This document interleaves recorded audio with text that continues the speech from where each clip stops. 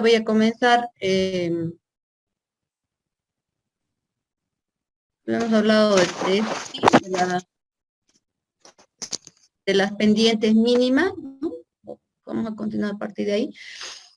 Y de que nosotros tenemos que ajustar que los colectores, ¿no es cierto?, estén de tal forma que se ajusten a la topografía del terreno, ¿no?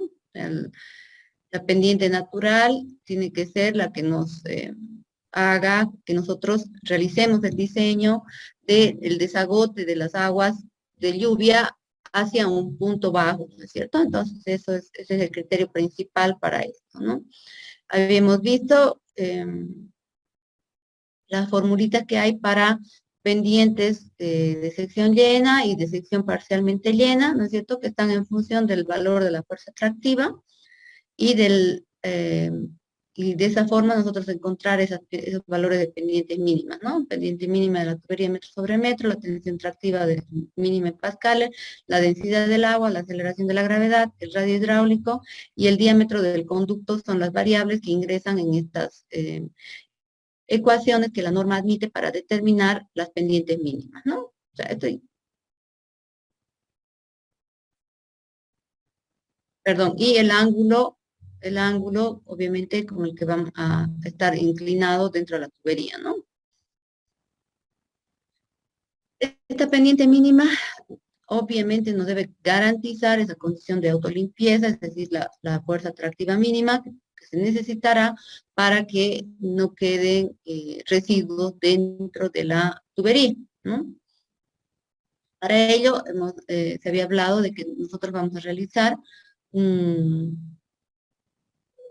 se recomienda utilizar una relación de caudales, ¿no es cierto?, donde tenemos el caudal de aporte medio diario, que es en la etapa inicial del proyecto, y la capacidad de la tubería para conducir el caudal de un diseño futuro, es decir, el caudal con una sección parcialmente llena entre el caudal de la sección llena, y la relación entre ambos debería ser de 0,10, ¿no?, para que cumpla con las condiciones que necesitamos.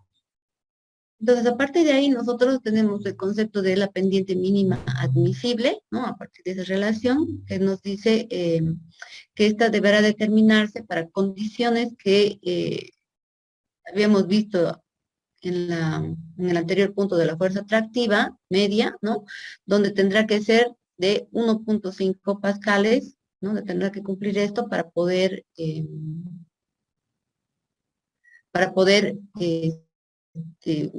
como les digo, ser la pendiente mínima en realidad, ¿no? O sea, ser una mínima admisible. Esta pendiente también hay que tomar en cuenta que se la va a determinar en ciertas condiciones de flujo, ¿no?, que son las que hemos establecido anteriormente, donde tenemos esa relación de valor que habíamos anotado, ¿no es cierto? Fíjense, del caudal parcialmente lleno, ¿no es cierto?, y el caudal de la tubería llena.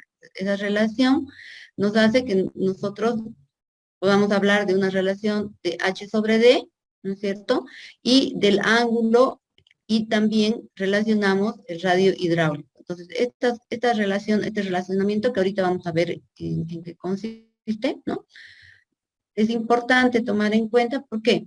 Porque les vuelvo a decir, puede ocurrir que nosotros tengamos pendientes muy, muy pequeñas, ¿no?, y que no podamos movernos de esas pendientes. Entonces, ahí sí es primordial cumplir con estas especificaciones que nos indica la norma para que no tengamos problemas con nuestras tuberías. Hay que recordar de todas formas que nosotros tenemos un valor de diámetro que habíamos anotado ahí mínimo de las tuberías de 8 pulgadas, ¿no? ¿Por qué las utilizamos? ¿Por qué trabajamos con 8 pulgadas? Por el tema de la limpieza, ¿no? O sea, ¿por qué no se utilizarán diámetros menores? Siempre vamos a trabajar con diámetros mayores, 8 pulgadas o mayores en general, por el tema de la limpieza, ¿no? A pesar de que nosotros podamos cumplir con lo que nos indica la norma, siempre sabemos de que se van a meter por medio de las épocas de tormenta, de los sumideros, cosas de mayor tamaño, que a lo mejor la fuerza atractiva no las va a poder hacer mover y que van a taponear la tubería, ¿no? Entonces, para eso es de que se necesita que tengan ese diámetro porque se debe ingresar por las cámaras y hacer una limpieza, ¿no? Hay distintos equipos de limpieza de las tuberías de alcantarillado, que se utiliza también para el alcantarillado sanitario, obviamente, y que se usan para el pluvial, ¿no? Entonces, esa es la idea de que se pueda hacer una limpieza en el caso de que la fuerza atractiva no pueda llevarse todo lo que se tiene, ¿no? Entonces, para eso nos dice nosotros primero hacemos el análisis de la relación de caudales, ¿ya? A partir de qué? De estos datos ingresados, ¿no? El caudal parcialmente lleno, el caudal de la tubería parcialmente llena sobre el caudal de la tubería llena, y lo obtenemos utilizando esta ecuación, que es la que me tiene que dar 0,10, como les decía, ¿no? Ese va a ser el condicionante para que sea el mínimo admisible. Este ángulo central, que va a estar dado por esta relación de H sobre D, ¿cierto? Entonces, aquí está en función del ángulo, ¿no? El ángulo está en función de H sobre D. Y la relación de tirantes, H sobre D, que va a estar dada igual en función de este mi ángulo, ¿no? El radio hidráulico del conducto parcialmente lleno está en función de el diámetro y, ¿no? Nosotros tenemos aquí, digamos, ya esta relación de 0,1278 del diámetro. Ese debe ser mi radio hidráulico para este conducto parcialmente lleno. Desde ahí obtengo mi pendiente mínima. Como habíamos visto, puede estar en función de el radio hidráulico o del diámetro, ¿no? Solo estamos reemplazando aquí radio hidráulico por este valor en función del diámetro. Entonces, la fuerza atractiva mínima es la que nos va a mandar, obviamente, en relación a cuál va a ser la pendiente mínima. Entonces, la pendiente de los colectores siempre que sea posible, porque obviamente todo es en función de el proyecto en el que estemos trabajando, la zona de estudio, las consideraciones generales que nosotros hagamos, ¿no? Tendrá que ser igual a la pendiente del terreno, ¿no? A lo que ya se indicó anteriormente, pero la norma nos vuelve a marcar y a indicar en varios puntos, ¿no? Entonces, por eso está aquí como repetitivo, pero no, es lo que la norma nos marca, ¿ya? Eh, Sin embargo, nos dice también que si nosotros vamos a utilizar secciones con tamaños menores, dimensiones menores, se podrán adoptar unas inclinaciones mayores en el terreno, ¿no? ¿Por qué? Porque vamos a tener un poco de espacio de juego, es decir, si nosotros vamos a utilizar el diámetro mínimo de 8 pulgadas, ¿no? En una zona, a lo mejor podemos mover el tubo que no vaya en función de la pendiente del terreno, sino que hagamos una pendiente un poquito mayor para evacuar las aguas, ¿no? Entonces, eso, pero como les vuelvo a decir, depende de que realmente haya el espacio, hayan las pendientes que nos puedan dar a la salida de la tubería. Entonces, esos jueguitos sí se pueden hacer justificando, ¿no?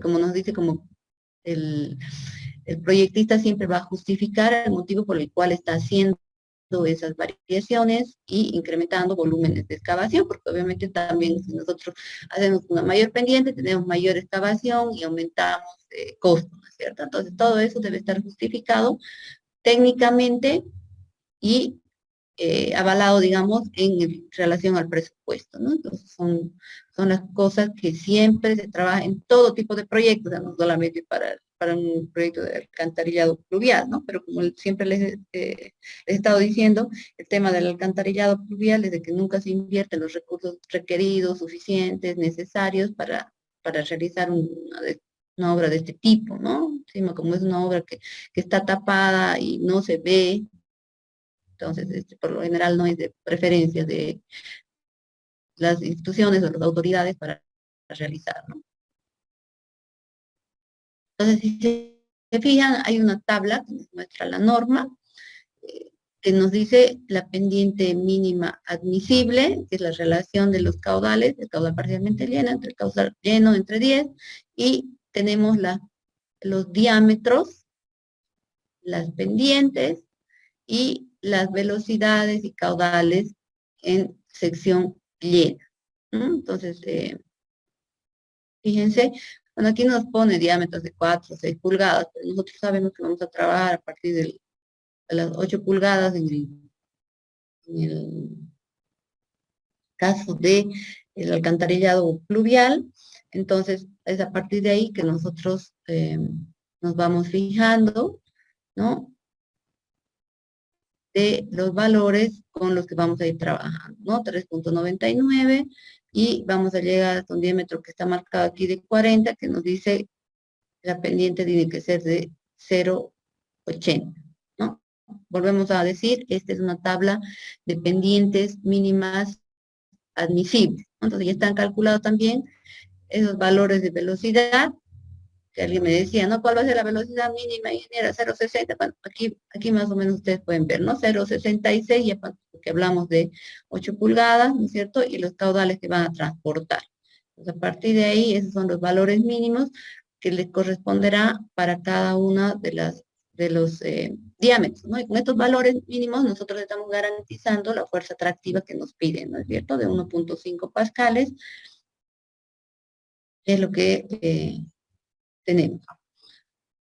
Ahora, obviamente, hay que tener en cuenta que este valor de la pendiente mínima admisible es bien riesgoso, ¿no? No, no es bueno trabajar mucho en un sistema, ya sea sanitario o pluvial, en este caso que estamos viendo, jugando mucho con pendientes mínimas admisibles, ¿no? Porque podemos tener que nuestro sistema realmente apenas pueda circular agua y eso nos entorpezca el desagote luego, ¿no? Entonces, si nosotros tenemos demasiados colectores que están trabajando con una pendiente mínima admisible, estamos como que jugando al límite, ¿no? O sea, estamos en el límite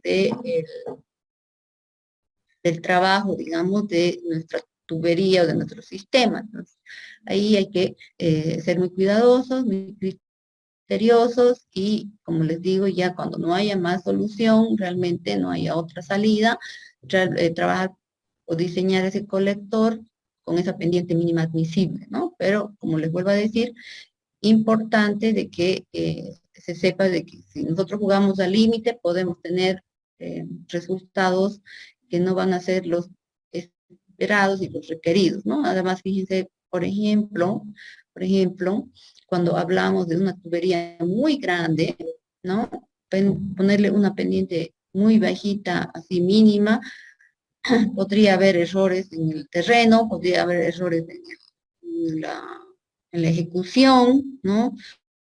Justamente podría no haber estado el supervisor, no haber verificado bien esa pendiente y quedar sin un buen funcionamiento, ¿no? Esa tubería. Entonces ahí hay que tener cuidado, hay que tener mucho control, hay que hacer mucha verificación para, digamos, admitir una obra que va a tener esa pendiente mínima y que está siendo ejecutada así, ¿no? Con esa pendiente mínima.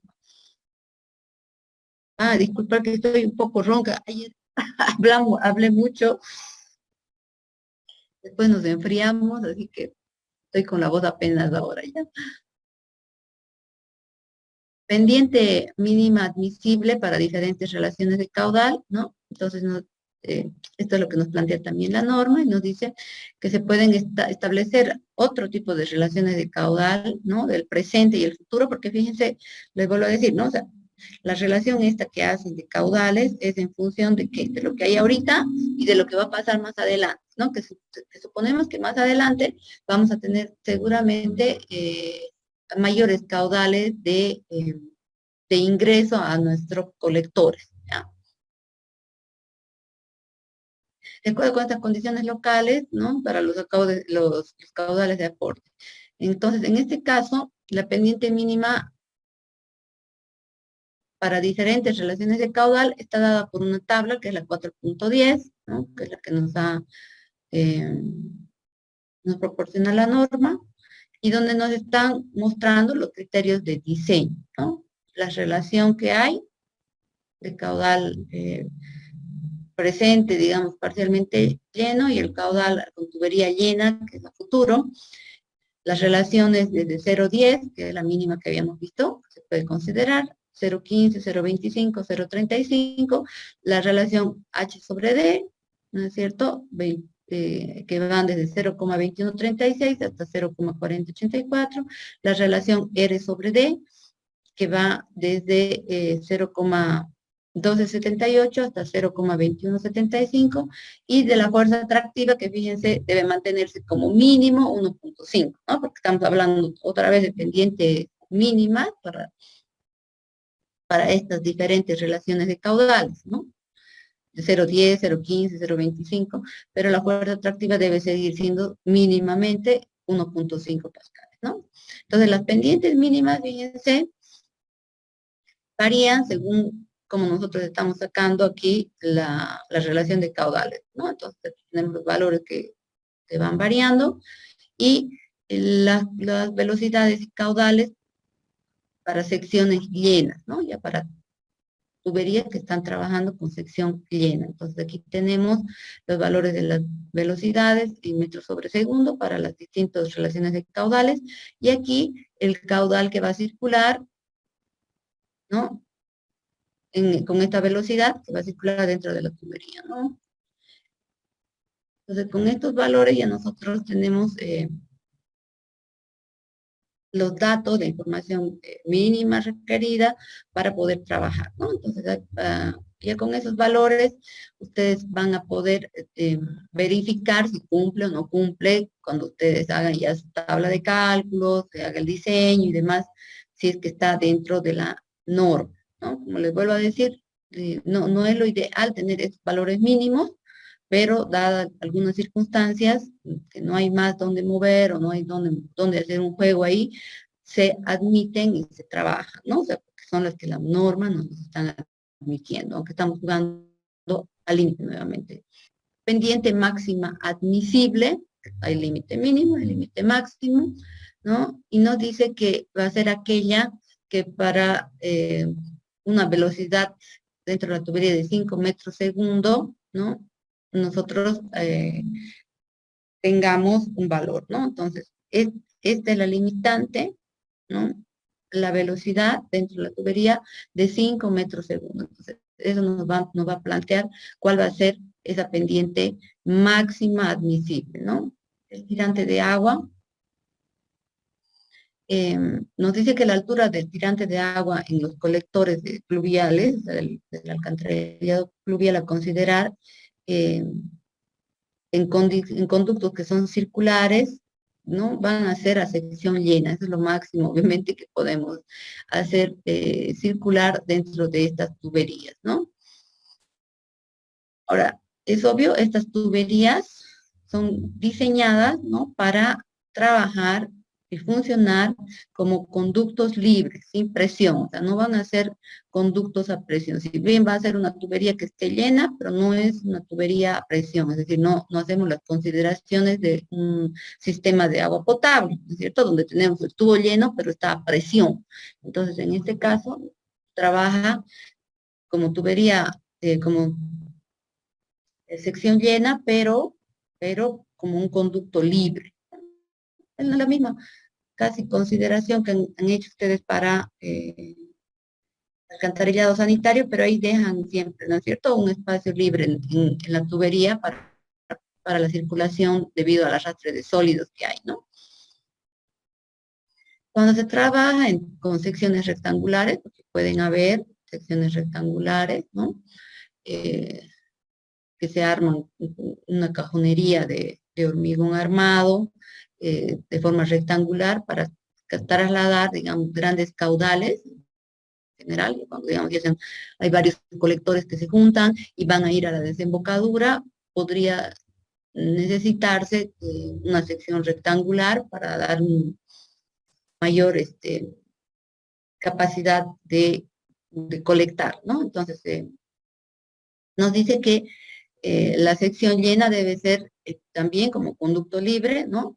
Y se previene un colchón de aire de 0,10 metros de altura encima del nivel máximo de la lámina de agua. Es decir, sobre esa sección rectangular nosotros vamos a dejar esa ese colchoncito de aire, ¿no? Que se deja en el alcantarillado sanitario, pero aquí lo vamos a dejar cuando sea tubería eh, rectangular, perdón, una sección rectangular, ¿no? Eso es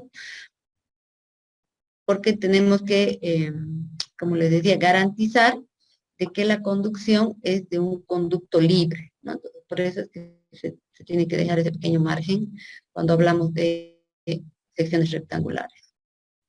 Las disposiciones constructivas para el diseño, ¿no? Tenemos la profundidad mínima de instalación, ¿no? Nos dice esta profundidad mínima de instalación de los colectores de aguas pluviales sigue los mismos criterios que ustedes han visto en el alcantarillado sanitario, ¿no? ¿Qué profundidad vamos a poner? Y yo les estoy mostrando aquí una tablita que ya la han debido ustedes ver, y nos dice la profundidad mínima va a ser, ¿no? Cuando estamos hablando de vías peatonales, zonas verdes, la mínima es de 0,75. Cuando hablamos de las calles, ¿no? De las vías, de las avenidas, donde hay circulación vehicular, la profundidad mínima es de 1 metro, ¿no? La norma muestra eso, pero realmente, digamos, ya en el área urbanizada y todo, por ahí, nosotros consideremos, ¿no? Donde hay circulación, digamos, con vehículos más grandes, zona con circulación de vehículos pesados y demás, nosotros internar un poco más de 1 metro y considerar 1,20 como mínimo para poner la tubería, ¿no? Como para que nosotros no tengamos problemas después de que haya un asentamiento, rotura de esta tubería y demás. Debemos garantizar que la obra se mantenga, ¿no es cierto? Entonces ahí juega un poquito el criterio del proyectista y, como les digo, también de la zona, porque hay zonas vehiculares donde tal vez solamente circulan vehículos de carga pequeña, no tiene un mayor tráfico, ¿no es cierto? Entonces ahí podemos tomar en cuenta la consideración de 1 metro, pero en lugares donde tengamos más profundidad, perdón, mayor circulación vehicular o vehículos de gran escala, ¿no es cierto? Entonces ahí hay que tener en cuenta una mayor profundidad para evitar problemas. La profundidad máxima, ¿no? De estos colectores de aguas pluviales no debe exceder los 6 metros de profundidad, ¿no? Desde el nivel del terreno hasta el nivel inferior de la base de apoyo del colector, nosotros vamos a llegar hasta los 6 metros, porque ya con ese valor ustedes podrán imaginarse cuál va a ser la excavación, tamaño de excavación que se deberá realizar para colocar una tubería de 6 metros, o sea, una profundidad de 6 metros, ¿no? Obviamente hay que pensar que cuando nosotros construimos, cuando ejecutamos un proyecto de alcantarillado fluvial, hoy generamos un terrible caos en las vías, ¿no? En las calles.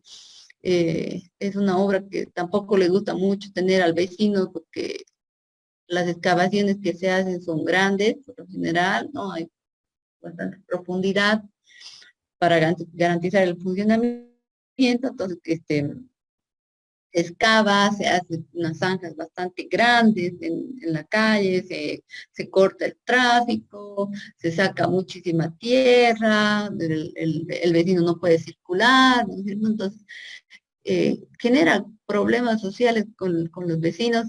Les decía, aquí en el barrio de Morro Blanco que se estaba haciendo se hizo el alcantarillado fluvial de una parte, los vecinos molestos y aburridos y cansados, porque obviamente pues había grandes excavaciones, ha llegado hasta una parte, estaban como a casi a 4 metros de profundidad, y parecía pues un cráter enorme, la cantidad de tierra que se había sacado, ¿no? Para, para poder hacer el tendido de la tubería y demás, era bastante, era montaña de tierra que había en las calles, los vecinos cansados, aburridos, exigían que se haga, o sea, se hizo la excavación, y justo que se hizo la excavación y se saca todo, llega llegaron las lluvias, claro, si llegan las lluvias no pueden continuar con la obra porque las zanjas están anegadas, no se puede tender la tubería, ¿no es cierto? Porque no podemos poner las camas de arena, o sea que este tema de la parte constructiva, cuando nosotros hacemos el trabajo, realmente es bastante compleja porque es incómoda, ¿no? Es incómoda y produce problemas sociales con este tema constructivo, ¿no? Entonces, ¿cuál es la ubicación de los colectores? Nos dice que nosotros vamos a seguir lo que nos dice la norma en función a qué, a lo que ustedes también ya han visto en las especificaciones para alcantarillado sanitario, ¿ya? Estos colectores, ¿no? Bueno, se localizan siguiendo un lineamiento de las calles, obviamente, ¿no? Porque los vamos a poner donde están las calles, ¿no? Eh, Aunque nosotros podemos hablar de que tenemos que seguir obviamente la topografía, ¿no? O tenemos que ver cuál es el costo de construcción que van a ver y analizar, ¿no? En algún momento, dice, podrían ubicarse en aceras, ¿no? Dentro de los manzanos de casas, ¿no? Pero obviamente es muy complicado cuando hablamos de alcantarillado pluvial de que esto ocurra, ¿no? Tenemos que utilizar las calles como conducto de agua, ¿no es cierto? Y hemos visto eso, y captar esas aguas en algún momento dentro de la vía, de la misma vía, ¿no es cierto? De la misma calle. Entonces ahí es difícil pensar en que nosotros podamos ponerlo dentro de una acera o atravesando un manzano y demás, ¿no?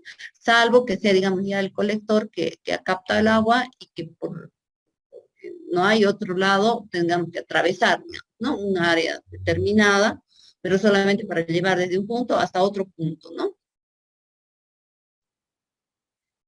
La norma también aquí habla, bueno, aquí está hablando de aguas residuales, dice, los colectores no deben estar ubicados en una misma zanja de una tubería de agua, ¿no? Y su cota clave siempre debe estar por debajo de la cota de solera de la tubería de agua, ¿no? Entonces, esto obviamente es para, tanto para aguas residuales como para alcantarillado pluvial, ¿no? Esto otra vez está lo que nos indica la norma, ¿no? Cuando se dice de que el proyecto va a tener el alcantarillado sanitario, el colector debe estar localizado a lo largo de las vías públicas equidistantes de las edificaciones laterales, ¿no? Es decir, que va a ir en el eje, ¿no? Pero si el terreno es accidentado, debe sentarse a un lado donde quedan los terrenos más bajos. Es decir, si hay una pendiente, si la calle tiene una pendiente transversal, ¿no es cierto? Ahí nos dice que el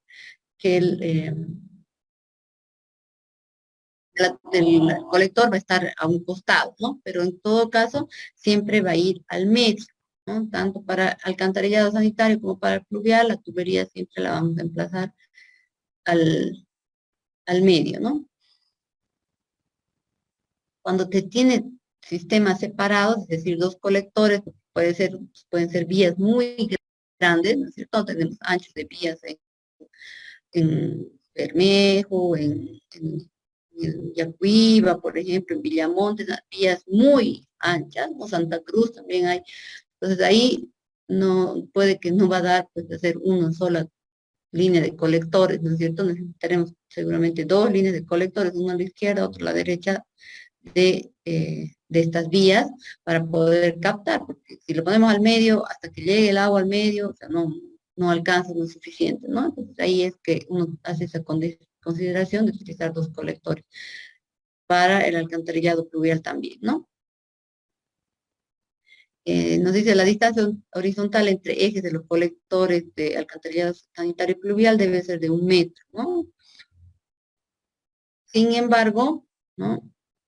Tenemos una fórmula que nos indica la norma para poder calcular esto y nos dice que está en función de separación horizontal entre las dos generatrices, es decir, entre los dos conductos.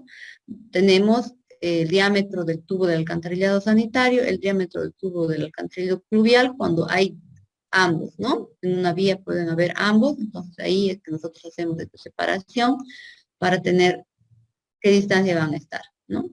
El colector sanitario se debe sentar a mayor profundidad que el colector pluvial, ¿no? Siempre, ¿y por qué? ¿No?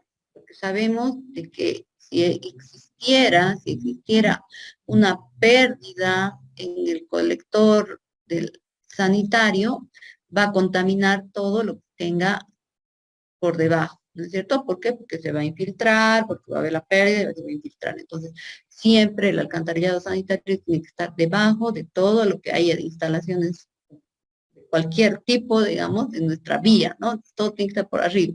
El alcantarillado sanitario siempre por debajo, tomando en cuenta esa consideración, ¿no? Porque es altamente contaminante en caso de haber una falla, una pérdida, una rotura o lo que sea, por lo que en general va a tender a infiltrarse y por lo tanto a contaminar todo lo que esté a su lado y abajo, ¿no? Por lógica, por gravedad, ¿no?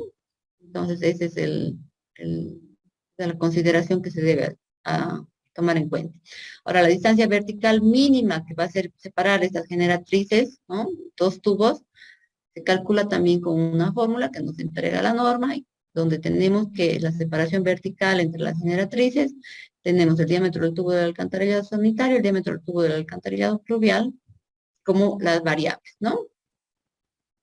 Igual que para la separación horizontal. Entonces, con esto ya nosotros vamos garantizando cómo vamos a ir instalando, ya sea, como les decía, ya en este caso, para cualquier vía donde ya tenemos alcantarillado sanitario, donde vamos a emplazar nuestro alcantarillado pluvial, ¿no? Entonces, fíjense que ya aquí, por ejemplo, si nosotros tenemos el alcantarillado sanitario, vamos a tener aún más limitantes en el diseño. ¿No? ¿Por qué? Porque hay que tener el cuidado, obviamente, ¿no? Tenemos que estar separados una distancia horizontal requerida, por lo tanto, mi ubicación tiene que ser la obtenida ahí, ¿no? Con esa distancia mínima. Entonces digo, mi tubería tiene que estar en este lugar emplazada, ¿no? Y yo tengo que jugar con las pendientes, tengo que jugar con las longitudes y todo para que se cumpla con con este condicionamiento que nos da la norma, tanto en la distancia horizontal como en la distancia vertical. Es decir, si tengo ya instalado un sistema de alcantarillado sanitario, yo voy a tener también esa limitante de que mi tubería debe estar por encima de ese tubo de alcantarillado sanitario. Voy a calcular cuál es la separación que voy a tener, ¿no? Que va a estar dada en metros, según la ecuación, y que además yo voy a tener que solamente limitarme a esa distancia, ¿no? O sea, ya no voy a poder moverme mucho. Entonces ahí ya me voy restringiendo aún más para hacer el diseño. Entonces ahí otra vez obviamente va a jugar de vital importancia el rol de el ingeniero proyectista para poder obtener los mejores resultados en el diseño, ¿no? Los colectores del sistema combinado deben ubicarse, nos dice, en el eje de la calzada, ¿no? Que es lo que les decía. Cuando nosotros diseñamos, vamos a hablar del eje de la calzada, salvo que tengamos una pendiente transversal para cambiar la ubicación, ¿no? La ubicación de las cámaras de inspección, ¿no? Nos dice la unión o conexión de dos o más tramos de colectores se debe hacer con las estructuras hidráulicas apropiadas, que nosotros ya hemos visto, ustedes ya han visto en el tema de alcantarillado sanitario, porque es igual, ¿no? Que son las cámaras de inspección, ¿no? Es decir, cuando se intersectan dos tuberías, dos colectores o tres colectores, vamos a poner una cámara de inspección, ¿no? Requisito indispensable. ¿Cuál va a ser la ubicación de esas cámaras de inspección? ¿No? Nos dice, eh, primeramente, en los arranques de la red, donde estamos comenzando, ¿no?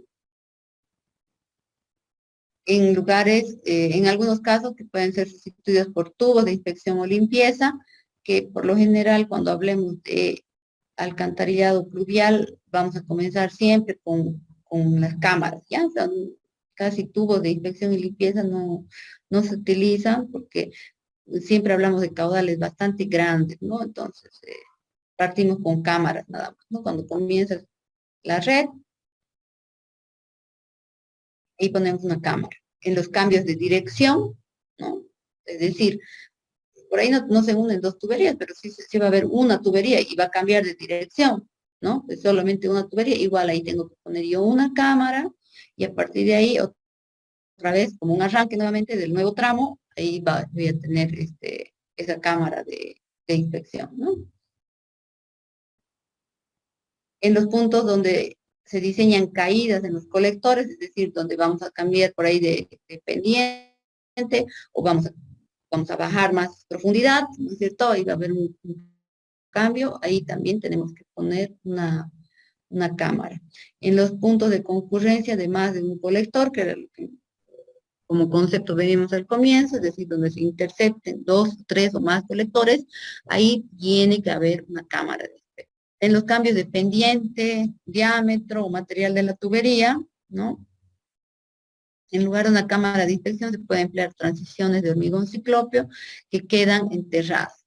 Esto es lo que habla la norma para tal vez utilizarla en el alcantarillado sanitario, pero nosotros cuando hablamos del alcantarillado pluvial, lo que vamos a hacer cuando, cuando cambiemos de tipo de material, por ejemplo, sí vamos a hacer una cámara, necesitamos hacer una cámara, y también en el caso del cambio de diámetro, ¿no? O sea, serán unas cámaras tal vez un poco más pequeñas, dependerá de la ubicación, del motivo que estemos utilizando o que esté ocurriendo ahí, porque el cambio de diámetro, nosotros vamos a diseñar, pero siempre todas son con cámaras de inspección, ¿no? O sea, no utilizamos nada que esté totalmente enterrado, porque les vuelvo a decir, hay que considerar siempre, todo el tiempo, el acceso, el ingreso y la limpieza a todas las tuberías, ¿no? O sea, nosotros tenemos que poder ingresar a las cámaras y a partir de esa cámara hasta hacia otra cámara, poder eh, mm, realizar la limpieza utilizando diferentes tipos de equipos que puedan existir o incluso que pueda ingresar alguna persona, ¿no es cierto?, para realizar. Porque como hablamos, les decía nuevamente, de alcantarillado perdón, pluvial, se supone que lo que va a circular por ahí es agua de lluvia, que lo más que va a llevar va a ser el arrastre de lo que haya, digamos, dentro de la calle, ¿no es cierto? Entonces, no son aguas contaminadas, como es el caso del alcantarillado sanitario, ¿no? En cambio, en el alcantarillado pluvial, sí, el mantenimiento se lo realiza así, ingresan los obreros, hacen la limpieza, circulan por los tubos, o sea, no habría problema de eso, ¿no? Entonces, nos dicen, cada cámara de inspección se admite solamente una salida de colector, ¿no? O sea, una vez que ingresan las aguas, que sean, ya sea de uno o dos colectores o más, va a tener una salida, pero solo una salida, ¿no? O sea, ingresa por ahí de varios colectores, pero la salida va a ser una. ¿Qué tipos de sección son admitidos? ¿No? Nos dice para conductos de dimensiones internas de hasta 1.20 metros de diámetro, es recomendable el empleo de la sección circular, ¿no? Nos dice también que, sin embargo, si es conveniente, también se puede ampliar esta sección hasta los 2 metros de diámetro de sección circular, ¿no? Entonces, nosotros podemos tener tuberías de hasta 2 metros de diámetro que sean circulares, ¿no? A partir de ahí, ¿no? Valores mayores ya, o sea, 1,20 m es grande, ¿no? Pero sí se utilizan diámetros de 1,50, de 1,60, 1,80, sin problema de secciones circulares, ¿no? Pero también nos dice la norma que a partir de la 1,20 las secciones rectangulares van a ser más recomendables, ¿no? La más la preferida, digamos, debería ser una sección cuadrada, ¿no? Y que podrán llegar hasta los 3 metros, ¿no? Obviamente aquí ya vamos a hablar de secciones que van a estar diseñadas especialmente para el proyecto con el que estaremos trabajando, ¿no? O sea, vamos a tener seguramente las tuberías estas de sección cuadrada que se van a fabricar, ¿no? Para nuestro proyecto con la dimensión requerida y demás, ¿no? Porque ya estamos hablando de tamaños enormes, ¿no es cierto? Fíjense, hasta 3 metros de lado que pueda tener. Entonces, mm, todo va a ser muy específico y muy adaptado para lo que nosotros vamos haciendo, ¿no? Movilizar o mover una sección, un tubo que tenga, bueno, en este caso no tuvo una sección cuadrada, imagínense de 3 por 3 metros, es enorme, ¿no es cierto? Entonces ya el tema constructivo ahí es muy delicado, hay que tomar en cuenta cómo movilizar, cómo llevar el material, cómo ir instalando, ¿no? Qué longitudes máximas van a tener nuestros tramos, porque obviamente con una sección tan grande nuestras longitudes van a ser menores, porque el peso, la carga que va a tener cada sección va a ser bastante grande y por lo tanto en la colocación hay que tener muchísimo cuidado, ¿no? Entonces, ya esos son temas, como les volví a decir, que nos habla de los temas constructivos, que nos dan los límites con los que nosotros vamos a trabajar, pero en la mayoría de los proyectos verdaderamente trabajamos con tuberías circulares, ¿no? O sea, siguen siendo las preferidas. Ustedes ven esos tubos de hormigón que están, ¿no es cierto? Sus secciones, que son las que se van uniendo, que esas son las que seguimos utilizando. Ahora ya hay otro tipo de materiales, ¿no? Plásticos, para también utilizarlo con secciones grandes, ¿no? Pero las más grandes ya son tuberías de hormigón, que son las únicas con las que nosotros vamos a poder trabajar, ¿no? Porque son eh, tuberías que son hechas, como les decía, así como casi a pedido, ¿no? Y que para transportarse, para colocarse, hay que tener bastante cuidado, porque son también frágiles, se pueden romper, ¿no es cierto? Son muy pesadas, así que nos dice la norma también que los conductos de secciones circulares son únicos, ¿no? O sea, un diámetro que van a utilizar de un tramo que se diseñe, ese va a ser un tramo único, ¿no? En cambio, nos dice que se pueden adoptar secciones múltiples cuando hablamos de conductos de secciones rectangulares. Ahí podemos ir variando tal vez los tamaños, ¿no? Puede comenzar en una parte con una base más ancha y llegar al final con una base un poco más angosta, pero más alta. O sea, todo eso se puede jugar cuando hablamos de secciones rectangulares. En cambio, tubería, vamos a poner diámetro de 1.20, de principio a fin de ese colector va a ser así, ¿no? Bueno, aquí también nos dice que en el caso de que nosotros necesitemos equilibrar las alturas, como les decía, ¿no? Si nosotros comenzamos con un ancho, digamos, del colector rectangular y después lo hacemos más angosto, podemos tener en las secciones, en algunas partes, vertederos espaciados, ¿no? Para poder nivelar esos valores, ¿no?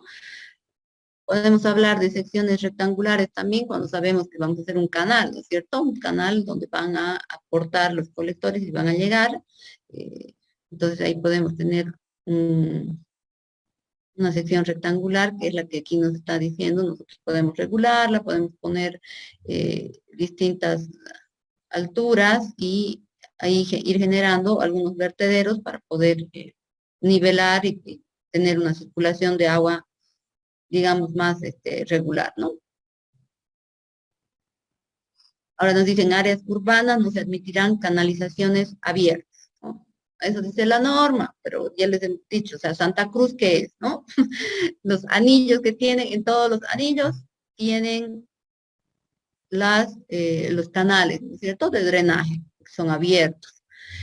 En los radiales, que son aquellos que confluyen y atraviesan los anillos en la ciudad, también en varios de ellos hay los canales, y son todos abiertos, ¿no? Porque debido a las condiciones de pendiente que hay en la ciudad, que es una ciudad plana con pendientes mínimas, la única solución técnica que se ha podido plantear para evacuar las aguas de lluvia han sido los canales, ¿no? Sin embargo, yo les digo que viví en Santa Cruz, llueve y la ciudad inmediatamente se inunda, ¿no? O sea, hay una lluvia muy fuerte, la ciudad se paraliza, los micros, los taxis, todos los vehículos, nadie sale, nadie se mueve, queda todo colapsado. Pasa un tiempo, digamos, de que ha dejado de llover, a la hora, las aguas todas evacúan y llenan los canales, ¿no? O sea, tanto los anillos como los radiales. Entonces, sí funciona ese sistema en una de las ciudades más importantes del país, y la norma nos dice que en áreas urbanas no se admiten canalizaciones abiertas, ¿no? Cuando sabemos y vemos que sí se han hecho y se han ejecutado, ¿no? O sea, ahí está. Y como les digo, funcionan y es la única forma que tenía Santa Cruz de evacuar sus aguas. Si no, sería imposible, ¿no? O sea, no podrían hacer conexiones de colectores con tuberías, porque en las pendientes absolutamente no dan, no alcanzan. Entonces, eso sí se puede plantear y se puede hacer en distintos lugares, ¿no? O sea, no, la norma no está bien que no permita, digamos, plantear soluciones que van a ser las más eficientes y más eficaces, tanto económicamente como técnicamente, para los problemas planteados, ¿no? O sea, hay muchísimos lugares en el país que son planos igual, ¿no? Entonces ahí hay que hacer otro tipo de diseño, porque si no, no vamos a poder tener una evacuación de las aguas de lluvia, ¿no? La ubicación de las cámaras de inspección se realizan igual, ¿no? O sea, la ubicación tal cual nos dice la norma, en las especificaciones de alcantarillado sanitario, como ustedes las han visto, ¿no? Nos dice la cámara de conexión se debe instalar para recibir las conexiones de las bocas de tormenta, en este caso para el pluvial, ¿no es cierto? Cuando no hubiera posibilidad de limpieza y desobstrucción a través de los colectores de las bocas de tormenta, debe ser obligatoria la instalación de cámaras de inspección. No sé, ya hemos estado viendo eso a partir de que, digamos, nosotros tenemos la boca de tormenta, pero no se va a poder realizar la limpieza ahí, en la boca de tormenta, nosotros tenemos que instalar una cámara de inspección para poder realizar la desobstrucción y la limpieza y mantenimiento de esas bocas de tormenta, ¿no? Además de lo que ya sabemos de dónde van a ser ubicadas las cámaras de inspección según el alcantarillado sanitario, para el alcantarillado pluvial se toman en cuenta también los siguientes casos, ¿no? Cuando hay cambio de dirección, cuando hay cambio de pendiente, cuando hay cambio de diámetro, en la convergencia de más de un colector, en puntos de caída de los colectores. La distancia que va a haber entre los elementos de inspección, ¿no? Obviamente va a tener que ver con relación a dónde nosotros estamos haciendo el emplazamiento de nuestra obra, ¿no? Cómo está el diseño urbano en esa zona, ¿no? De qué equipos de limpieza se va a disponer, ¿no es cierto? De cuál va a ser el comportamiento del flujo. Y a partir de ahí, ¿no? Nos dice que esta debe ser de entre 50 y 70 metros, si la colección, perdón, si la limpieza de los colectores va a ser manual, y de hasta unos 50 metros si va a ser mecánica o hidráulica, es decir, si nosotros vamos a tener un equipo que va a poder realizar esta limpieza, ¿no? En emisarios o colectores principales, donde las entradas van a ser más restringidas, ¿no? La distancia máxima entre estructuras de inspección va a incrementarse en función del tiempo de mantenimiento, ¿no es cierto? Entonces, más o menos el orden va a ser de 200 metros, la separación entre uno y otro. Vamos a tener una separación mayor, ya cuando tengamos colectores, digamos, principales, que son aquellos que tienen un mayor diámetro, ¿no? Porque se supone, mientras más grande el diámetro, vamos a tener siempre menos problemas de taponamiento y demás, ¿no? Entonces, por eso se consideran distancias más grandes. Nosotros tenemos tuberías diámetros más pequeños, las distancias tienen que ser más pequeñas para poder hacer el mantenimiento y limpieza, porque seguro que se van a obstruir y taponear, ¿no es cierto? Entonces, ese es el criterio que se va siguiendo. Un diámetro mediano, nosotros tendremos una distancia mediana también. La ubicación de las bocas de tormenta nos dice que estas deberán ubicarse antes de los pasos peatonales, ¿no? Están ubicadas las cebras, en los puntos bajos de las cunetas, ¿no? Y también pueden ubicarse en puntos intermedios y en cualquier lugar donde se verifique que haya acumulación de aguas. Por ejemplo, en el diseño puede haber, ¿no? Nosotros tenemos la vía, hemos puesto en las esquinas, pero resulta de que cuando se está captando el agua no es suficiente, ¿no? O sea, porque hay mucha acumulación de agua entre una esquina y la otra esquina.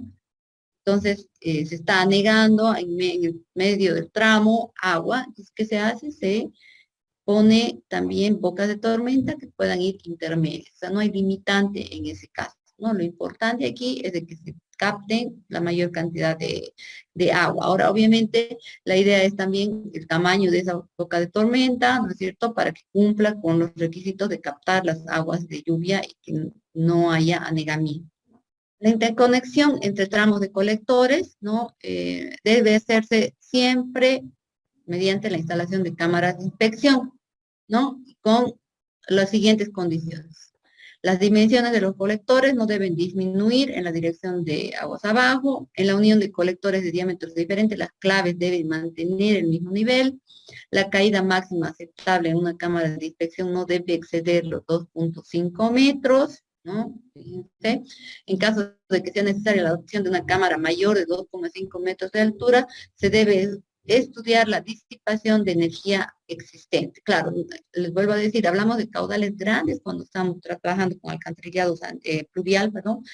Por lo tanto, una caída ya de 2,5 metros es bastante fuerte, tiene bastante energía, ¿no es cierto? Entonces ahí eh, hay que tomar en cuenta que es muy profunda, ¿no? Sí, a pesar de eso, nosotros necesitaríamos hacer una altura más de 2,5 metros, entonces ahí habrá que poner un disipador de energía, una camarita rompepresión previa, ¿no es cierto? Entonces eso ya van como accesorios a esta conexión de tramos de colectores, ¿no? Cuando se unen. Entonces, con esto hemos terminado, como les decía, la parte teórica. En la siguiente clase vamos a ver ya un poquito unas imágenes, vamos a ver un ejemplo, ¿ya? Vamos a ir a mirar la parte práctica para que comiencen ustedes a trabajar. ¿Hay alguna consulta, algún comentario que quieran hacer? Tengo una duda. Sí, El Inge Cortés nos daba un dato sobre que la velocidad máxima iba a ser 5 metros. Bueno, que no iba a ser 5 metros sobre segundo. En este caso, nuestra velocidad máxima en alcantarillados, ¿cuánto lo tomaríamos? Como dice, ¿no? claro, como nos indica la norma, porque estamos hablando, en este caso, hay diferencia, ¿no? Con el alcantarillado pluvial, porque es decir, en el alcantarillado pluvial no vamos a tener el arrastre de sólidos que tienen en el alcantarillado sanitario, ¿no? Entonces ahí radica de que, digamos, el agua es limpia, si podemos dar ese valor de mayores inconvenientes cuando trabaje dentro de la tubería, ¿no? En cambio, él considera cuando hay alcantarillado sanitario que no debería ser ese el valor, da la norma, ¿no? No está de acuerdo, digamos, con eso. No se puede trabajar con eso. Pero en este caso sí, para el alcantarillado nos indica la norma. De todas formas, siempre les digo, o sea, nosotros nos basamos cuando hacemos algún proyecto diseño y lo hacemos para una institución pública, por lo general vamos a tener un fiscal asignado, un supervisor del diseño, que va a ir verificando y revisando qué es lo que estamos haciendo y cómo lo estamos haciendo, y que cumpla, ¿no? Que cumpla con la norma. Ahora, obviamente, como nosotros como proyectistas, mientras vamos teniendo más experiencia y más práctica, podemos tener un afinamiento en cuanto a ciertas condicionantes que la norma por ahí nos brinda, pero que no son las más correctas ni las más idóneas, porque así nomás sale. Y saben que nuestra norma no es perfecta, tiene bastantes cosas que refutar, pero digamos que es la ley que se cumple, ¿no? Que se termina cumpliendo cuando se tiene que verificar, porque si nosotros salimos de la norma, cuando hacemos el diseño, nos pueden observar en el diseño, ¿no? Pero nosotros como técnicos sí podemos poner los criterios y decir, bueno, aquí estamos poniendo este valor, ¿por qué? Porque ocurre esto, ¿no? Entonces ahí hay que hacer el sustento y la defensa, digamos, de las elecciones que se puedan hacer en el diseño, ¿no? O sea, eso no es, digamos, cerrado así, ¿no? O sea, se puede modificar y demás en función de que se haga una mejora del proyecto, ¿no? Mientras tengamos mejores resultados, para todos es mejor. Lunes siguiente que estén, hasta luego. Hasta luego.